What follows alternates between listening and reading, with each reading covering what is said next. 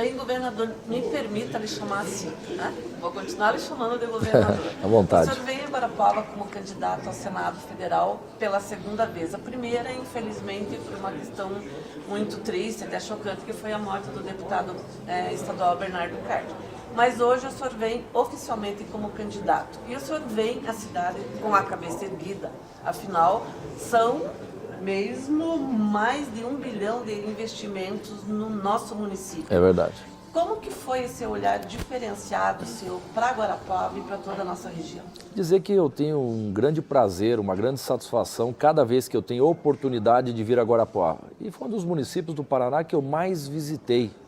Até porque tinha muita coisa para anunciar, muitas obras para inaugurar. E tive a felicidade de ter aqui na prefeitura alguém como o prefeito César Silvestre, filho. Competente, trabalhador, tem uma visão moderna de gestão pública, temos um grande entrosamento que já vem do seu pai, que foi meu colega na Assembleia Legislativa. Então tudo isso facilitou, somando aos deputados, o Artagão Júnior, a Cristina Silvestre, o Bernardo Carli, uma parceria muito harmoniosa. Isso contribuiu para a velocidade dos investimentos que aconteceram aqui em Guarapuava. Lamentavelmente, a última vez que aqui estive foi para despedir do nosso grande amigo, grande deputado. Todos reconhecem que teria uma votação extraordinária nestas eleições, que é o Bernardo Carli. Conheço há muitos anos, pra você ter uma ideia, ele ia para a escola junto com meu filho, quando eram crianças. E isso deixa muita saudade. Um deputado muito leal, era do meu partido, o PSDB. Quase todos os dias eu o via nas redes sociais, porque cada obra que ele inaugurava, cada visita ao município, ele expandiu muito a sua base eleitoral, ele me marcava nas fotos, para mostrar que estava ali entregando obra, reconhecendo o nosso governo. Então, muito leal e certamente vai fazer muita falta na política do Estado e muita falta aqui para Guarapuava também. Mas o volume de investimentos aqui na cidade, por todas essas razões, aconteceram também porque nós tivemos a coragem de fazer o ajuste fiscal. Eu vim agora há pouco de Moarama, onde eu estava lá na Associação dos Prefeitos, que é a AMERRIOS, com quase 30 prefeitos, e disse a eles, todos reconhecendo que na história das suas cidades, podemos dizer de Guarapuava, nunca um governo estadual ajudou tanto, tantas obras, tantos investimentos e o tratamento respeitoso e educado, coisa que não acontecia num passado recente no Paraná. E eu disse a eles, mas que governante não quer fazer obra? Que governante não quer fazer asfalto, fazer um hospital regional, mandar ambulância, viaturas, melhorar as escolas? Todos querem, mas sem isso aqui ninguém faz. E eu fui atrás dos recursos, fiz o ajuste, foi amargo, paguei um preço pessoal caro, porque gerou uma grande incompreensão na sociedade. Mas está aí o resultado, obras em todos os municípios, o Paraná é um canteiro de obras. O Paraná tem hoje a melhor situação fiscal e financeira do Brasil. Quase 1,5 bilhão de reais investidos só em Guarapuava. Todo o entorno de Guarapuava sendo duplicado, ou pelos concessionários ou pelo recurso que nós estamos financiando do Banco do Brasil. Por sinal, abrindo um parênteses, me ocorre aqui, Cris, a PR-466 que está sendo duplicada são recursos do Banco do Brasil que nós financiamos. E o Banco do Brasil completa esse ano 210 anos de existência. E a diretoria me disse, ao longo de toda a existência do Banco do Brasil, é a primeira vez que eles emprestam dinheiro para um ente público, para um governo estadual, sem a necessidade de aval. É um atestado da saúde financeira do Paraná e da capacidade de pagamento que o Paraná tem. Isso foi reconhecido pela Secretaria do Tesouro Nacional, que melhorou a nossa nota de letra C para letra B, no rating dos estados. Isso é atestado pelas principais agências de classificação de risco de crédito do mundo. A Fitch elevou a classificação do Paraná. No ano passado também a Moody's elevou a classificação do Paraná, que tem a melhor classificação do Brasil. O grupo britânico The Economist, que faz comparações quase que anuais entre os estados. Quando eu assumi, o Paraná era o 5º mais competitivo do Brasil. E nos últimos anos, alternamos com Santa Catarina, 2º ou 3º mais competitivo do Brasil. Copel, Sanepar, Pôr de Paranaguá, pelas entidades do setor, são reconhecidas as empresas mais eficientes do Brasil.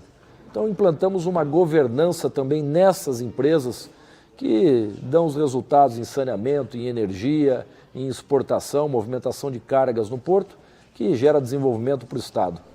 Bem, essa proximidade do governo com os municípios, o senhor pretende levar ao Senado recuperando a verdadeira atribuição de um senador que hoje se restringe à política partidária? Aqueles que convivem comigo sabem que eu não tenho assim obsessão por poder. Eu não tenho vaidade em ocupar cargos, títulos, posições. Eu não posso deixar de reconhecer que tenho honra ser eleito 2 vezes no primeiro turno para governar o Estado do Paraná. Eu me sinto honrado e procuro retribuir essa confiança com muito trabalho e muita dedicação. Então, depois de fazer uma reflexão da situação do Paraná para deixar o governo, eu vi os números, os resultados que o Paraná tem hoje, a comparação com os demais estados do Brasil. Boa parte não paga salário. As maiores economias do Brasil, Rio de Janeiro é a segunda, Minas é a terceira, Rio Grande do Sul a quarta, não estão pagando salário em dia. E até 13º atrasado? Nós pagamos adiantado. Isso é uma situação extrema. Quando não paga o salário do funcionalismo, muitas coisas pararam antes. Já não fazem há muito tempo obras, investimentos nos municípios, pagamento de fornecedores, aqui está tudo rigorosamente em dia. Eu peguei um estado com 4,5 bilhões de dívidas. Contas de água, luz e telefone atrasadas, R$1 bilhão de PASEP não foi recolhido, 100 milhões de progressão de professores atrasados e várias outras contas. Saneei as finanças, modernizamos a estrutura do Estado, tornamos as empresas públicas de propriedade dos paranaenses mais eficientes, reconhecidas nacionalmente e internacionalmente. A Copel foi eleita, no começo do ano, a melhor companhia de energia da América Latina. Recebeu lá da entidade do setor em Medellín, na Colômbia. E há 2 semanas recebeu o prêmio da Abrad, melhor gestora de companhias de energia do Brasil, dentre públicas e privadas. E eu deixei o Estado, vou deixar aqui nas suas mãos depois, Cris, não sei se dá para apresentar aqui, com 6 bilhões e 700 milhões de reais. Está aqui as 2 aplicações do Banco do Brasil. No dia que eu saí, 6 de abril, 6 bilhões e 700 em caixa. Então fizemos uma gestão eficiente, responsável, competente. Essa experiência de prefeito melhor avaliado do Brasil em todas as pesquisas, por 10 vezes. Essa experiência de governador eu quero levar para Brasília, se for o desejo dos paranaenses. Com a mesma responsabilidade e coragem de tomar essas medidas, porque não foi fácil. Eu não fui político, eu fui gestor na hora de tomar essa decisão. Eu não olhei a próxima eleição, porque eu sabia que me traria um desgaste político muito forte, pela incompreensão que geraria e pelos ataques patrocinados pelos meus adversários. Mas eu não me afastei do meu objetivo principal, que é defender o meu Estado, que é retribuir a confiança dos paranaenses. Hoje, na comparação, as pessoas já reconhecem que as medidas que tomamos eram necessárias de fato. E é o que o Brasil passa. O Brasil gasta mais do que arrecada, a economia está travada, 13 milhões de brasileiros desempregados, e esses estão procurando emprego, porque se for, acho que dá mais de 30 milhões dentre aqueles que estão desocupados. Então nós precisamos gerar emprego, renda, melhorar a arrecadação do país sem a necessidade de aumentar imposto. E o papel do Congresso é isso, ajudar na aprovação destas medidas. Reformas, que tanto se fala e não anda. Em eleição se fala muito, chega lá ninguém faz. Eu vou fazer. A principal delas é a reforma política. Não é possível mais termos 35 partidos. Para quê? 6 ou 8 partidos, cada um representa um segmento da sociedade, basta. Essa montoeira de partido para que é? Para fundo partidário, para fundo eleitoral, recurso público? Para negociação também. Negociação em época de eleição, montar uma coligação, depois se for eleito, o governante se obriga a abrir espaço na administração sem a observância necessária para a qualificação de cada um dos indicados para o exercício da função. É aí que começa a incompetência, a ineficiência, a corrupção. Então passa a mãe de todas as reformas, a reforma política. Eu defendo, é bandeira do meu partido, o voto distrital misto. O exemplo do sistema da Alemanha, onde se divide o Paraná em distritos e o deputado se elege naquele distrito, fica mais próximo da população, assume compromisso. É É mais fácil da população cobrar daquele que foi eleito com o seu voto, daquele que representa o seu distrito. Hoje pega um popstar, pega voto no Paraná inteiro e não tem compromisso com ninguém. E ninguém sabe onde achar. Então, é uma maneira de tornar mais responsável a atuação. O fim das coligações já está previsto para a próxima eleição. Isso é uma cláusula de barreira também que acaba dificultando a existência ou criação de novos partidos e a obrigação também de termos partidos mais fortes. Isso contribui para a democracia de sobremaneira. Aí tem a reforma previdenciária, a reforma tributária necessárias nesse país. Cris, eu já demonstrei coragem aqui no governo do Estado. Se os paranaenses me quiserem no Senado, pode contar com essa experiência toda exitosa e pode contar com a minha coragem para fazer o que é preciso fazer por este país, sem olhar a nova eleição. Até porque um mandato para mim basta. Mas o senhor sempre pregou ser contrário à reeleição. Sim. Ou eu me destaco, me diferencio por essa postura responsável, que poucos têm no Congresso, e dou a volta por cima e não consigo sair da política, ou eu vou para casa. Mas eu vou tentar mudar essa situação e uma nova postura política para o Congresso Nacional. Bem, durante o seu mandato como governador, o senhor enfrentou uma certa oposição da bancada do Senado, da bancada paranaense. Sim. Uma vez o senhor sendo eleito, o senhor vai ter uma postura imparcial ou vai olhar também esse lado ideológico partidário? Qualquer que seja o governador eleito, terá o meu apoio no Senado Federal. O importante é que eu já fiz. Eu não estou prometendo, eu já fiz. Como governador, eu não discriminei um único prefeito. Isso acontecia no passado recente. Quando o prefeito ia lá pedir verbas, recursos para o governador, ele abria a gaveta, mas eu fui mal votado no seu município. Mas você não me apoia, você não é aliado político, não tem recurso. Isso é de uma irresponsabilidade inominável. Porque quando se age assim, está penalizando toda uma população. Quem paga a conta mais cara dessa divergência política, desse comportamento do século retrasado, é a população, principalmente os mais humildes, que precisam da presença do poder público para ter uma condição de vida um tanto melhor. E eu atendi todos os prefeitos, sem discriminação. Do PT ao DEM, todos foram eleitos e todos são reconhecidos por esse tratamento. Desculpa, mas isso até para que o senhor saiba, a gente atende toda a região de Guarapuava e de Guarapuava até Foz do Iguaçu mais ou menos, e é o reconhecimento de prefeitos, inclusive do PT, que dizem que o governo Beto Richa nunca olhou cor partidária. Nunca discriminei ninguém. Não, é até um depoimento aqui que eu acho que é bacana o senhor saber. Para que o Senado, o seu cargo, o senhor fique mais perto dos prefeitos, o senhor pensa em criar um escritório de representação política em Curitiba, por exemplo?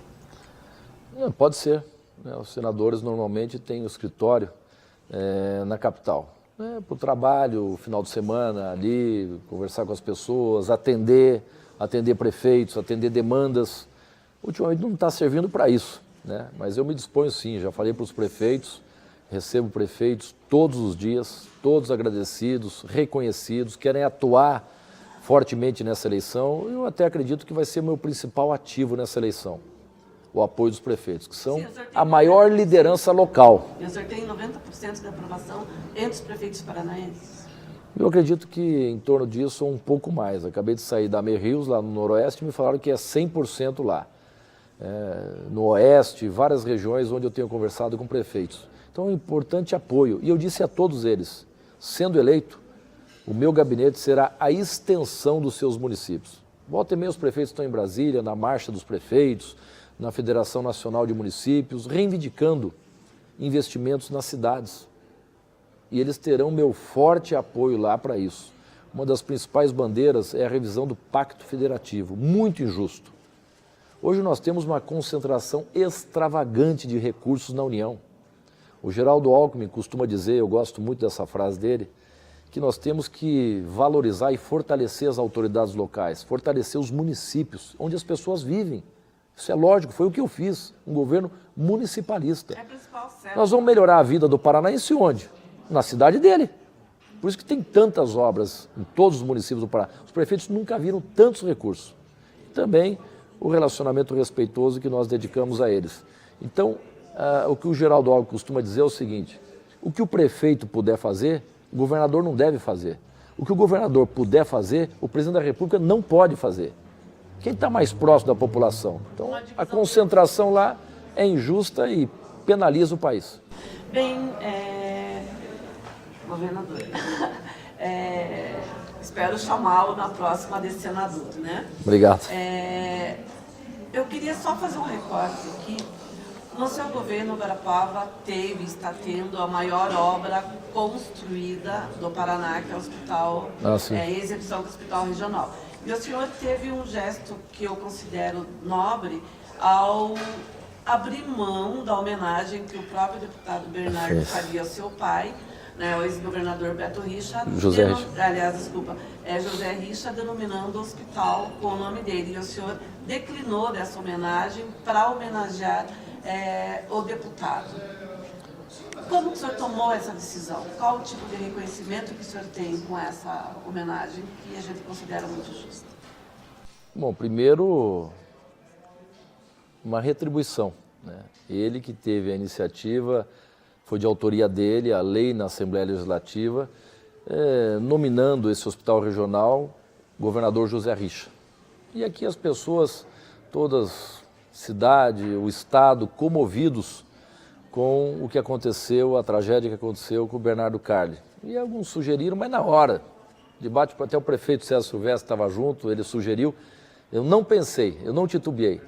Da minha parte, da minha família, abrimos mão para que a homenagem seja dirigida ao Bernardo Carli, até porque ele é daqui, ele merece toda a homenagem que o povo de Guarapuava e do Paraná puder fazer a ele. Foi um grande deputado, um deputado muito atuante, muito trabalhador e uma pessoa, eu nunca vi o Bernardo de mau humor. Às vezes você está lá no palácio, chega um deputado bravo, esbravejando alguma coisa, uma obra que não aconteceu, alguma contrariedade. Eu nunca vi o Bernardo de mau humor, sempre ajudando, orientando. Quando foi para fazer o ajuste fiscal, a minha bancada na hora aceitou, mas para muitos eu tive que dar explicações. E o Bernardo falou, eu confio em você, ouvi superficialmente qual é o objetivo desse ajuste, conte comigo. Então ele sempre mereceu aí a nossa consideração, além da amizade pessoal e familiar. Eu fui deputado com o pai dele, o Fernando Carli. Então eu conheço e acho que é uma justa homenagem que todos fazemos em memória do nosso grande deputado Bernardo Carli, que fica eternizado nesse grande hospital. É a maior obra da saúde do Paraná, esse hospital regional que está em fase de conclusão aqui em Guarapuava. Bem, eu agradeço a sua participação aqui no portal Rede Sul de Notícias e deixo as nossas portas abertas cada vez que o senhor vier a Guarapuava. Muito obrigado, Cris, por essa gentil oportunidade de estarmos aqui falando um pouco dos investimentos do nosso governo aqui em parceria com o prefeito César Silvestre, os deputados, todos, porque nós fazemos uma gestão democrática. Eu já dizia em 2010, serei um construtor de pontes entre pessoas de bem.